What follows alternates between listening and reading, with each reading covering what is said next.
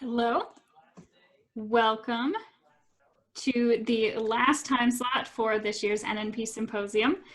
We are here with Ross Allen Johnson to tell us about some dye varieties of St. Gaudens double eagles. And that's it? That's it. We see your presentation and you're ready to go.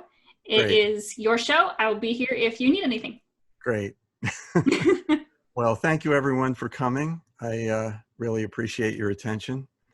And let's get this going here. Whoops, don't want to end the show yet. My talk is about golden opportunities collecting rare dye varieties among common date St. Gaudens double eagles. I apologize, this is a pretty dense PowerPoint and I'm going to do a lot of reading, but hopefully you'll be able to go and watch this when it's posted as a video, and you can turn the sound down and pause on the slides because I'm going to go through them fairly quickly. But there's also, spoiler alert, there's a couple Star Trek references in here. That's mainly to amuse you in case I get too boring. So here we go. St. Gaudens double eagles are difficult to collect by date and mint due to the large number of exceedingly scarce to rare issues, the intrinsically high cost of large gold coins, and the infamous limit to completion posed by the final issue of 1933. Still, the allure, beauty, and fascination of the series beckons for an alternatively satisfying mode of collecting. Collecting dye varieties is that alternative, as well as a logical next step for traditional date mint mark collectors. For those who choose to obtain a single type coin or a subset of common date issues, St. Gaudens double eagle dye varieties are a more affordable way to collect potentially rare examples of otherwise common coins that currently trade with low numismatic premiums. Recently published research and demonstrative rising collector interest make now the threshold numismatic opportunity for the study, further discovery, and informed collecting of St. Gaudens double eagle dye varieties. And I'm going to go over a brief review of the coins themselves. They were produced from 1907 to 1933. There's 53 date mint mark circulation issues. They have high gold content, almost a full troy ounce of fine gold in each coin. Designed by Augustus St. Gaudens to be the most beautiful American coin series. Dramatic series birth and death sagas under two Roosevelts. Historical context span the Progressive Era, World War I, the Roaring '20s, the Great Depression, and the end of the classical gold standard, and survived mass exports, mass meltings, contraband status, government seizures, repatriations, and historic legal challenges. And there's Mr. St. Gaudens, and the obverse of the coin was based on the victory portion of the Sherman Monument. It looks somewhat familiar there. And you can see the original artwork. And this is the 1987 reboot for the American Eagle. I don't know if we have the hand thing, but I was going to ask you guys, how many think this is a travesty? I imagine this is what Mr. St. Gaudens' reaction would have been. And if you missed the metaphor, it's that he's spinning in his grave. And this is the 2009 ultra high relief, which goes to show that the mint can do a good job if they want to. But we're going to be focused on these Charles Barber low relief late 20s coins that make up the bulk of the remaining surviving St. Gaudens double eagles. So out of a total mintage of 70 million, only about 3 million or 4% are estimated to survive today in all states of preservation. Just move this guy over here.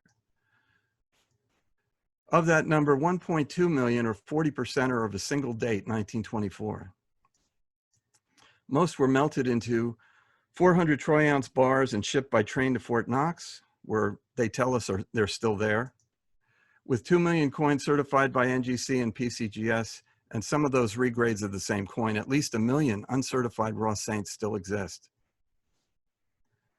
Okay, this is just a basic listing of the series by date and mint with mintage figures. And in the right-hand column here, I have values that I stole from the upcoming monthly Coin World that's coming out, the September issue. I had used earlier ones, but the price of gold has been going up like crazy, so I thought I should use something a little more up to date, and that's about as up to date as I could get. So this is that same list, but this time I've sorted it by mintage. And you can see, if you look at the price column and you look at the mintages going from lowest to highest, there's really not a strong correlation. And that's because all the mass meltings totally disrupted the remaining supply. And if we sort by the third-party grader, and I should qualify that, the major third-party graders, PCGS and NGC, these are their totals. These are their individual numbers, and I totaled them up here, and I ordered them from least to most. And you can see that it's a much stronger correlation with pricing. We're using this as a proxy for how many of these coins still exist. Of course, these numbers are all estimates of a kind because coins get regraded, but we need some basis of comparison. So I'm using third-party grader totals for my analysis. And you can see from this chart that if you were to collect the entire series in MS63, it would cost you north of $2 million to try to complete this set. So you must have more money than I do if you're attempting this. A lot more. Okay, so this is just highlighting the top dozen with the lowest third-party grader totals, which of course is the key dates. And then I'm overlaying this with the varieties that we're going to be talking about, which primarily cluster around the lower cost coins. There's a couple over here. This one is actually the overdate, which is a special case in itself.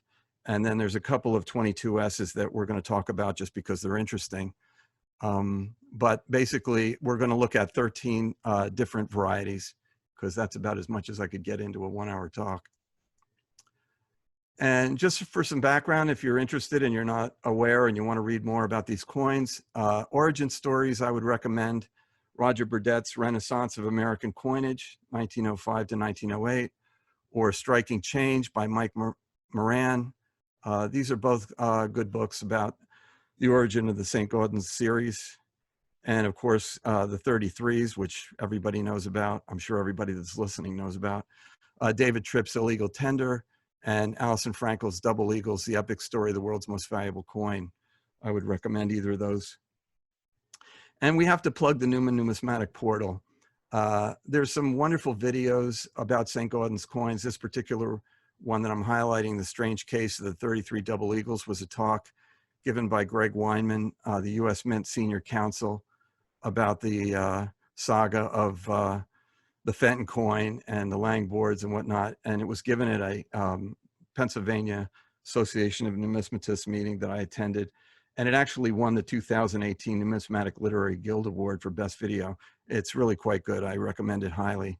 And in fact, any of Dave Lasso's videos, he's done a great job over 30 years of recording lots of subjects and quite a few on St. Gaudens. Here's a listing of them. You can look at your leisure. So collectors.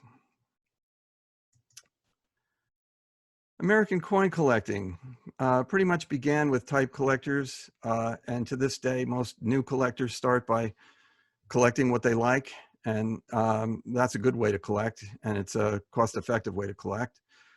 But over time, in the middle of the 19th century, with the discontinuance of large sets, people got all excited and started collecting year sets, and that's when numismatics in America really took off. And you'll see lots of references to this in the history books. And then later in the century, in the late 1900s, 1800s rather, a publication came out which got everybody excited about date and mint marks. And mint marked issues today are among the most rare and coveted treasures in American numismatics. And I chose to illustrate this with a 27D because obviously most of you know this is $1 million coin. And without that little D there, it's one of the more common St. Gaudens double eagles. So that little D makes a big difference. So what in the world comes next after date and mint mark collecting?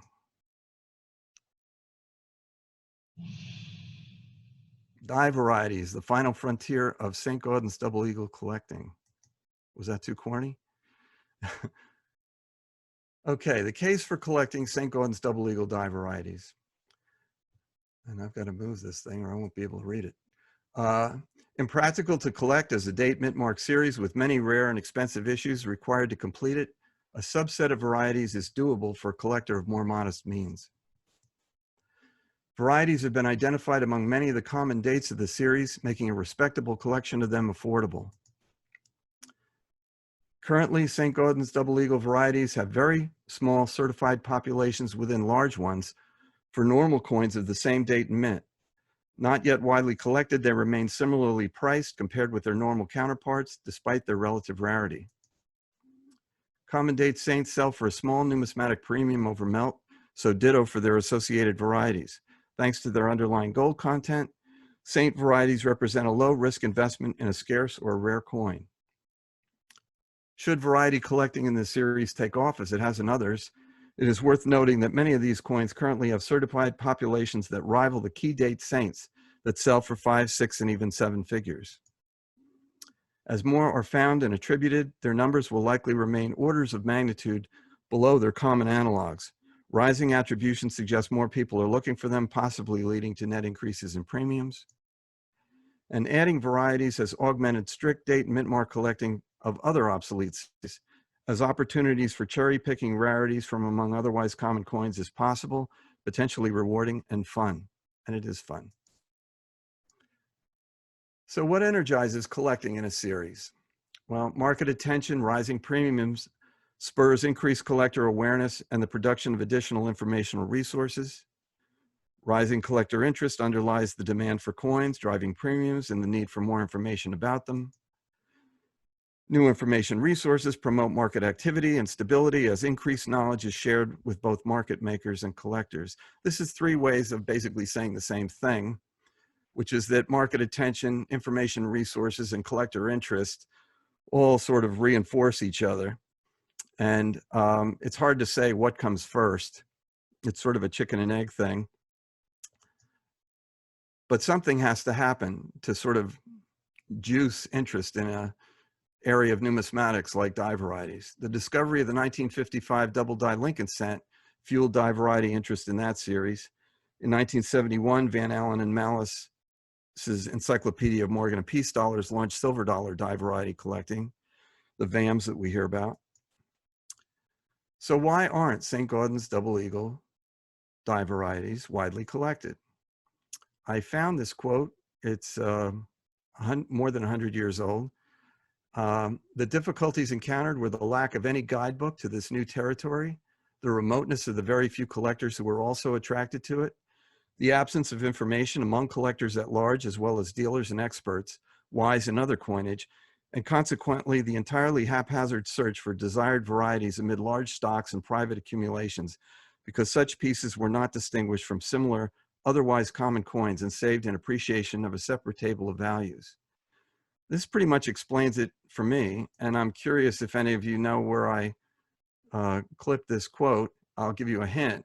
The man's first name is Augustus, and no, he's not St. Gaudens. He's Mr. Heaton, who popularized mint mark collecting in the late 19th century.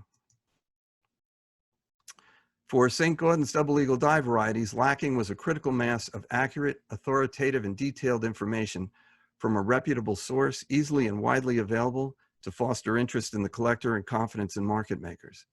With such a resource, collecting interest and market attention can explode to a higher level. 2018 marked the publication of the key series resource, particularly with regards to St. Gaudens double eagle variety collecting. And this is Roger Burdett's wonderful book, The Definitive Resource on the History of one of the world's most popular collector coins. St. Gaudens double eagles is widely accepted as the most detailed resource ever compiled about these popular coins. That's from Coin Week. And you can see it won Book of the Year and Best US Coin Book from the Numismatic Literary Guild in 2018, and well deserved. So let's do a quick review of what resources have been available to study these coins. These are the very common and very well-known couple of the well-known Whitman publication books. The Red Book, of course, the Mega Red, and Dave Bowers' Double Eagles. The Red Book, interestingly, the only variety that's in that Red Book on the left is the overdate. And interestingly, it has been in the Red Book since the first edition in 1946. The Mega Red actually has added 2 more, the 1922 double die reverse, as well as the 1925 double die reverse, so that's 3. And obviously inclusion in something like the Red Book does a lot to raise awareness of these coins. Okay, Dave Akers was a very well-known icon in numismatics, famous for his involvement and interest in gold coins, and his 6-volume analysis of auction records of United States gold coins is famous. This is volume 6 on the left. If you're going to buy one of his books, I suggest you get the revised version of his handbook. It's quite good. It was revised by Jeff Ambio, and it's got a lot of interesting information and ideas about how to collect these coins. These are 3 more books that deal with double eagles. Dave Bauer's United States Gold Coins and Illustrated History, Jeff Garrett and Ron Goose, Encyclopedia of U.S. Gold Coins, and the Coinage of Augustus St. Gaudens that includes the $10 eagles as well as the $20 double eagles. It's more or less a predecessor to Roger's book, published by Heritage Auctions, Ivy Press. And it's lavishly illustrated. It's an interesting book. But when it comes to variety references, there are scant few. The first one that really made an impact is Walter Breen's Complete Encyclopedia, which has quite a few varieties in it, but in the St. Gaudens area, there's maybe 2 or 3.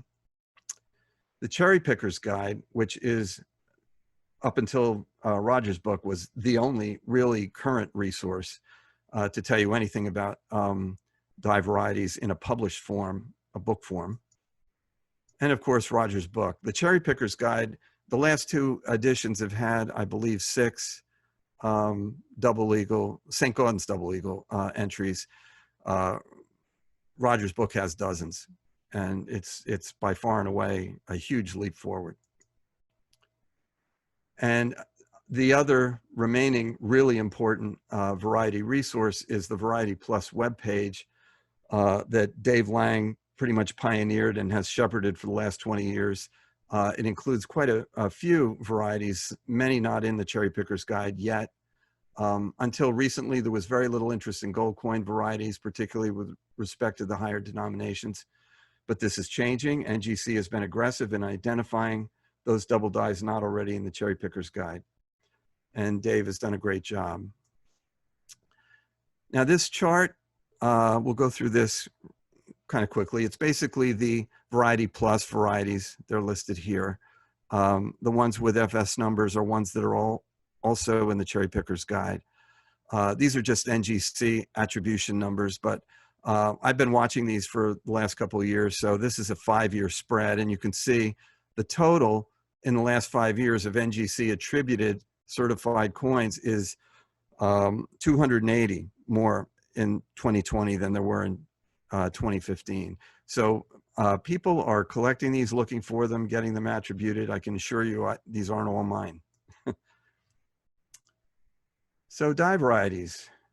I love this quote from Dave Bowers, a very significant piece which would probably be more popular and costly if it weren't so rare. It's rather counterintuitive, but it's kind of amusing. So what is a variety? A variety is a coin that has characteristics specific to the die pair that struck it. Most collectible varieties can thus be traced to a set of dies. And we're going to start with the overdate. And I want to explain some of my illustrations here. We'll start with this. The ones on the top row are the 3 books and the Variety Plus page, which tend to identify varieties by number and tend to be the references people look at when they're looking to find out about varieties. The other books that I'm showing on each coin page will be books where the particular variety is mentioned. Of course, the overdate, the 09 over 08, is mentioned practically everywhere. It's been known for actually since 1910, but more widely since the mid-40s, I believe. So here is the 9 over 8, which is pretty clear to see. It's a pretty cool overdate. It's actually the only overdate in the modern 20th century gold series. Okay, now this chart, you're going to be looking at a lot of these, but this is the number I want you to focus on, these two numbers actually. There are 3,613 normal 1909s and 4,120 of the variety that have been attributed certified coins. These are both NGC and PCGS totals. Any of the varieties that we're going to talk about that are in the Cherry Picker's Guide can be attributed by either PCGS or NGC. Unfortunately, the Variety Plus NGC varieties, PCGS doesn't recognize. So we don't have numbers for those when we look at some of the other varieties. But obviously the 1909/8 is in a class by itself because roughly 1 in 2 coins is the variety. And it's very popular, very well known. And happily for me, my example of this coin was the one that belonged to Eric Newman. And I actually purchased it in a different slab from the one it was sold in when the Newman collection was sold. And I was able to convince NGC that it was the same coin and restore the pedigree. So I'm rather proud to own one of Mr. Newman's coins.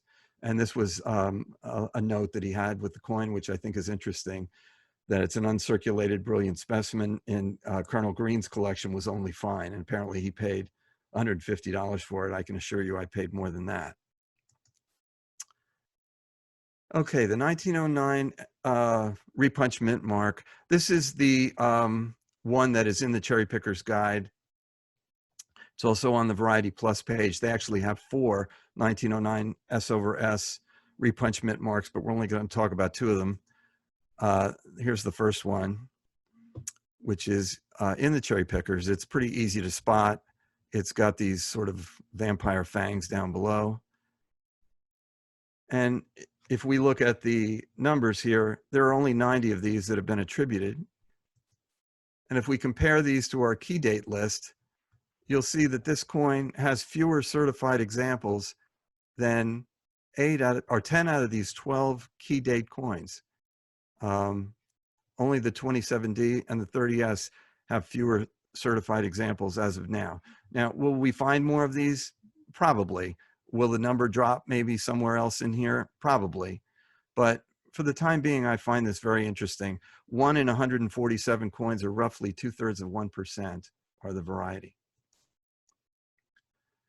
Okay, this is a second S/S, but it's actually been known about for much longer because it was found by Walter Breen and mentioned in his original encyclopedia. And you can see it's mentioned in these 3 books as well. It has a rather pronounced secondary S underneath the primary S. And only 8 of these have been attributed. Now, again, this is not yet in the Cherry Picker's Guide. It's in the Variety Plus page. So only 8 NGC examples have been identified to this point. And that's rarer than a 27D.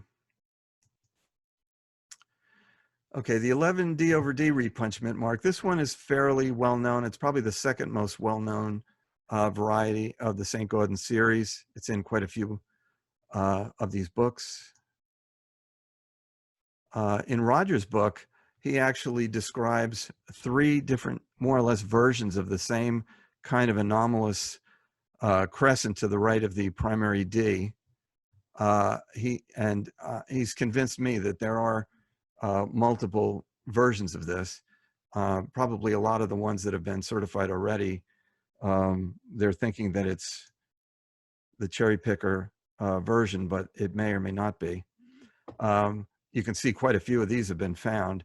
Compared with 26,000 normal 11Ds, 860 have been identified as the repunch mint mark. That's 1 in 32 coins. But still, it's rarer than the 12th of the key dates, which is the 25S, that has an under 1,000 third-party greater total of certified coins. The 22 triple die obverse. When you see this Cherry Pickers with a question mark up here, I've been in contact with Bill Fiva and working with the Whitman team, supplying them with photos and my take on things. And I got one inkling from the ANA show in February of what might be going in the new version of the Cherry Pickers Guide. So if you see that Cherry Pickers with the question mark, I'm thinking it's going to go in, but we'll have to wait and see. So you can see there's tripling here in the stars. There's some action here. There's some tripling of the rays and the ridges on the right side of the rim. And again, since it's not yet in the Cherry Pickers, it's only in the Variety Plus. 21 coins, NGC coins, have been attributed, compared with 108,000 of the normal 22s. That's 1/52nd of 1%. And as of now, there are fewer of these certified than 11 out of the 12 key dates. Okay, this 22 DDR is significant because it's been included in the Mega Red. So, and it's also a cherry picker variety. And the pickup points for me, my favorite ones are these notches here up at the A and the R, and the split here in the rays. And also down below, the God We Trust. If you hold it in the light the right way, it's easy to see the doubling on the lettering in the motto. 42 of these have been identified between the two major third-party graders, compared with the same 108,000 normal coins. And again, 11 out of 12 of the key dates have more certified coins than this interesting double die reverse. Okay, this is a very interesting coin. Roger discovered this in his research on his book. And there was a Coin World article in February of 2017 highlighting the discovery. And it's a very interesting coin. Apparently there was a flat file drawn over the surface of a 22S die, and maybe they were trying to adjust the curvature of the die. Who knows why it happened, but it's made for some rather dramatic raised, very deep raised lines throughout areas of the fields of this coin. This looks sort of like shooting stars. That's the first place I look. Here's behind Liberty's head, to the left of her waist, and down below by her feet. You can see there, it's pretty extensive. You can even actually see some in the folds of her dress. It's quite dramatic. And it is a Variety Plus coin. Unfortunately, only one has been attributed so far. I've been able to identify 5 in total from different websites, mainly auction websites and whatnot, auction archives and such. So I included them here because I know there's 5 at least. These are all different. And who knows how many more there might be out there. This is a more expensive coin, the 22S. And here's another 22S. I was actually looking for an example of Roger's coin, and I was looking at a bunch of 22S's, and I actually discovered this 22/2, where it has a rather pronounced die gouge behind the first 2 in the date. And there's also assorted grooves in the coin in its fields that make it similar to his file die, in the sense that it looks like a die that was abused somewhat. It's got a rather pronounced die crack over here. And I was able to identify 4 of these. The only one that's attributed is my discovery coin. And again, like the file die, hopefully this will go into the Cherry Pickers Guide, because I think it belongs there. The 23 DDR, this is on the Variety Plus page, but it's not slated to go into the Cherry Pickers. It's rather subtle. There's doubling of the eagle's beak and doubling of some of the rays, but it is on the Variety Plus page, and only 2 of these have been found so far. And that's the rarest of the group that we're looking at.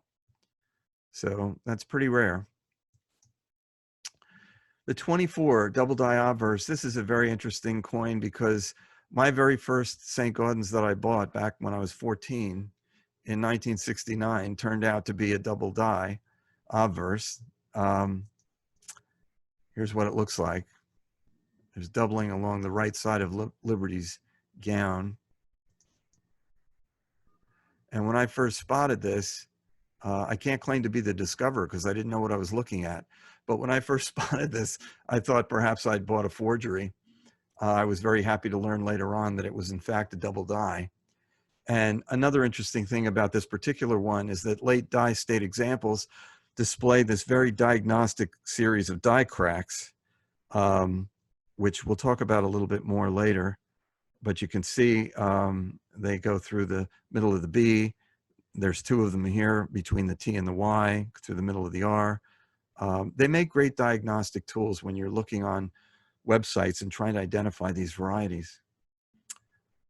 This one is in the Variety Plus page. 65 of them so far through June had been identified. Of course, there's 643, 643,000 1924 normal coins certified. So this is roughly 1% of 1%. And again, as of now, it's rarer in certified attributed form than 11 of the 12 key dates. And the 25 DDR, I would say this is the third most well-known after the overdate and the repunched mint mark 11D. This one is also in the mega red, which makes it significant. It's in the Cherry Picker's Guide, has been in the last couple editions. And you'll notice it's got doubling down here and in the feathers. I like to think of this coin as a true double eagle, because not only is it a $20 gold piece, but the eagle is doubled. And 72 of these have been certified from both third-party graders, compared with 108,895 of the normal 25 date. And again, there are fewer of these certified than 10 of the 12 top key date St. Gaudens double eagles. The 26 was mentioned way back in triple die obverse, way back in Walter Breen's encyclopedia. He mentioned that Bill Fiva discovered a minor double die. Apparently it was reported in Coin World way back in 1984. So logically, it's in the Cherry Picker's Guide. And it's fairly easy to spot. A lot of people have found these. There's quite a few of them certified. You can see the tripling primarily in the designer's initials, but also in the stars, in the rays, in parts of the digits. 234 of these have been certified, compared with 50,000 normal coins. And it's still rarer than these 5 key dates. The 28 triple die obverse. I included this one. It's not yet on the Variety Plus page. There is a 28, I guess, double or triple die referenced in Roger's book. I'm not sure that this is an example of that coin. This may be a different one. It's not in the Cherry Pickers, and it's not on the Variety Plus page yet. You can see there's evidence of a doubling or tripling here, again in the designer's initials, again in the stars. And interestingly, we'll see if it gets in there. This is my coin, and I purchased this at auction, and PCGS identified it as a double die obverse. I put triple die here. I probably should make it double die. And a minor variety. I'm not sure how you get coins attributed like this, because if you look at PCGS's website, they basically tell you that they will only attribute coins that are in the Cherry Picker's Guide. And if you look at their census, you will only see attributed varieties of those Cherry Pickers issues. So I don't know if you have to be an auction house selling an important collection to get the coin slabbed with a minor variety designation. I've tried to find out. Maybe one of you will do better and tell me how it works, because I have other coins I'd like to get attributed that are in PCGS holders with Variety Plus varieties encased in PCGS holders. So this chart compares the varieties from both third-party graders, but it's only for 1 year. And just to give you an idea, in the last year, between June of 2019 and 2020, 164 new varieties have been attributed by the 2 major third-party graders over the course of the 1 year. And you can see the total for 2020 of coins that are currently theoretically floating around in attributed slabs is 1,396. So strategies. The opportunity to buy a rare coin is often rarer than the coin itself. Buy Roger's book. It's the indispensable comprehensive listing of St. Gaudens Double Eagle die varieties, the new standard reference on the St. Gaudens Double Eagle series, available from Heritage. Buy Bill Fiva's book, the standard reference to die varieties recognized by both PCGS and NGC.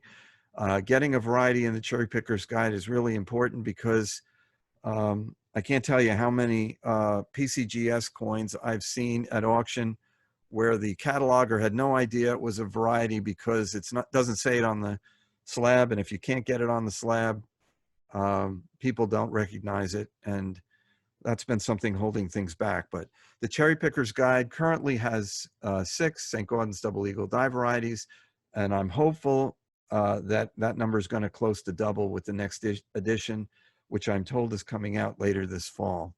So we all want that. Search the internet. Check out online auctions with coin images that can be magnified. Heritage Auctions wins highest praise for image quality and die variety user friendliness. Stack's Bowers is next, followed by Great Collections. eBay is least reliable with no uniform image standards. Sometimes it's horrendous trying to look at an eBay image and even try to figure out whether the coin's real or not. Don't forget Auction Archives to study coin images and hone your detective skills. See if you can find Waldo down there. Go to coin shows. I hope we get back to going to coin shows where you can see real coins, check out auction house lot viewing rooms, and locate saints, dealers on the bourse floor to review their inventories.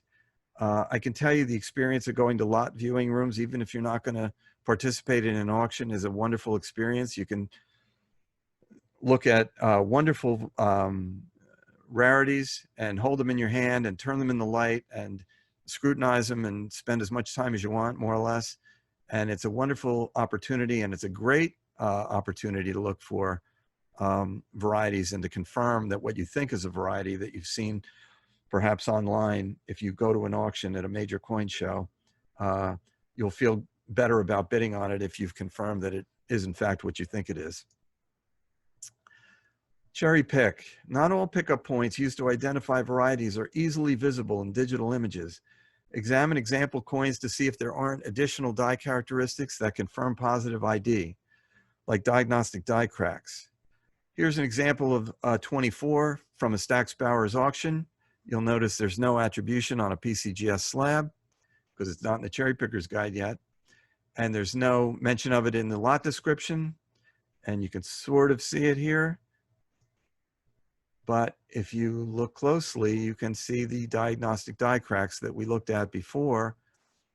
And even in the smaller image, where it's even harder to see the double die, the die cracks are actually easier to see because of the way this image was lighted when the coin was photographed or imaged.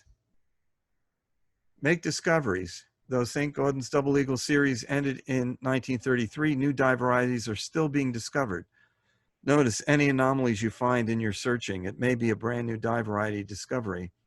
And this is my 22/2 discovery coin that I found in 2018 looking for Roger's coin, which is quite a few years, 80 some odd years after 1933. So these are still findable, and it's fun. Enjoy the hunt. Don't forget to have fun. The collecting of St. Gaudens Double Eagle die varieties remains largely unexplored territory. No one really knows how many are out there. So get out your loops and check out some saints. Your mission, should you choose to accept it, is to go boldly where no St. Gaudens double eagle collectors have gone before. And this from Augustus Heaton's treatise on branch mints. New varieties will doubtless be found from time to time as more active and general search is stimulated. Such a search has only been delayed by the absence of exact lists of coins known to exist, close descriptions of them, and some information other than that given in occasional catalogs of coin sales. This needed information and our views at large upon the collection of die variety coinage, we have decided to present publicly as a cause of new interest, that others attracted to these coins may better know what they require, that general attention may be given to a most fascinating branch of numismatic study, and that rare or scarce pieces may be sooner rescued and new varieties found. And that's the end and the beginning. And I would like to give special thanks to Roger Burdett, Bill Fiva, Bill Gibbs, David Lang, Dave Lasso, Steve Roach, Dennis Tucker, Thomas Sherman, and of course, the Walter Cronkite of numismatics, David Bowers, for their assistance and certainly their inspiration. And enjoy the journey.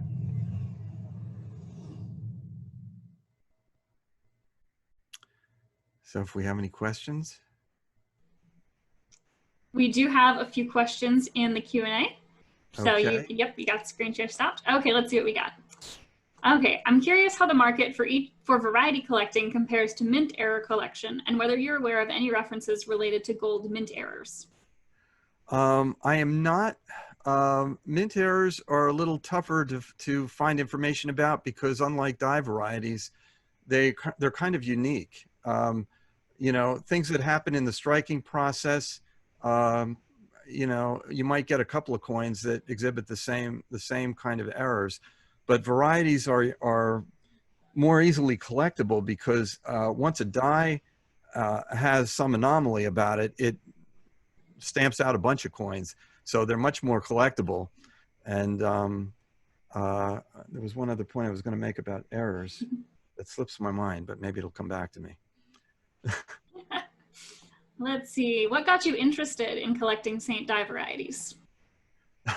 I think what really got me interested was that 24 that I bought back when I was a kid. It has nagged me for years, and it wasn't until the 90s that I found a reference to a 24 double die on the internet, and it was on a blog. It wasn't in a published work, and I was so relieved, and then I was intrigued, and I started searching out variety references. I first found the Cherry Picker's Guide, and then I found the Variety Plus page. And that's why I focused on those, because those are the ones that you can all go and look at right now. And of course, Roger's book has quite a few more in it, dozens more, in fact. I personally am less interested in the repunch mint marks. There's quite a few of those, and they are interesting, and some of them are very interesting, but I like the double dies and ones that are a little more dramatic. Mm-hmm. They're more fun to collect and look for. Yeah. How much would you attribute the low population numbers to the little known status of these varieties, and how much would you attribute it to actual rarity? I would have to say that I attribute a lot of it to the fact that it's not widely collected, but that's why I'm giving this talk now, because we don't really know how rare they are. And frankly, if you collect them before everybody knows they're rare, you can buy them a lot cheaper than once everybody knows they're rare. So that's why I feel this is a golden opportunity. If you're interested in saints and you want to spice up your collecting, if you're going to buy one coin, why not buy one of what we now think is 70 that might turn out to be 140? It's still better than one out of 586,000. Mm-hmm. Okay, it looks like we have one other question currently, which is a bit off topic. So if you'd rather not answer, that's fine. But we have curious about your zodiacal wall medallions. Are those from a coin series? Yes, they are. They're Franklin Mint issued wall plaques that I was fortunate enough to be able to find. I think I found it on Etsy, believe it or not. I bought the whole set. And they were a Franklin Mint series that was released in bronze and silver back in the early 1970s. It was called Robert Zodiac. And they also issued bronze and silver plaques. And behind me, you see the bronze versions, some of them. Very cool. Well, that is all of the questions that we have currently, so go ahead and send those in quickly if you have other ones. Otherwise, do you have any closing remarks, Ross? Not really, other than I hope those of you that feel you're interested in saints and feel that you can afford a couple of coins, you consider looking for these. It's a lot of fun. As recently as February, I attended the ANA show in Atlanta, and I picked up an example of a 25 double die reverse that I cherry picked, and it's fun to talk to dealers about them who a lot of them know nothing about these, and even after I tell them, they don't want to charge me a premium because they don't think they're worth anything extra, which is fine with me. And I was able to pick one up, and I actually did an interview with Dave Lasso in one of his cool coin segments, and that's what inspired me to put together this PowerPoint. I think the time is now to talk about these rather than wait until everybody's collecting them. Mm-hmm. Okay, well, thank you so much for taking the time to present, Ross, and all of the work that you put into your presentation. I know you've been working on the PowerPoint quite a bit, so thank you for taking so much care with that. Thank you very much. I appreciate the opportunity. Of course. And thank you for everyone who has been watching for this talk and throughout the symposium. This is our last time slot, so this will wrap us up. So thank you all for participating. It has gone very, very well. We've been very happy with the turnout and do intend to do more symposiums in the future. So keep an eye on our website and your email, and you will hear about those when they are planned. In the meantime, we will be sending out a survey next week to get some feedback on how you felt the symposium went and if you have any suggestions for future years, so we can get some feedback there. So keep an eye out for that. We'll also be announcing the exhibit hall winner, probably in the same email. So just keep an eye out. And remember, all of the talks have been recorded, and we'll be uploading them to the Newman Numismatic Portal in about the next 2 weeks. So once those are up, there will be an announcement on the website, our social media, and you'll get an email. So if you missed any that you wanted to see, or if you just came in a little bit late, you'll be able to see those. And there will be at least 2 new ones going up along with those. Tom Sparks, who spoke about short snorter notes, wanted to do a kind of part 2 of his talks. We'll be recording that. And we're hoping to get John Brush to come back and do his originally planned talk since he was unable to do it live. So we will let you know when those go up. And there's something in the Q&A. Symposium might be the plural.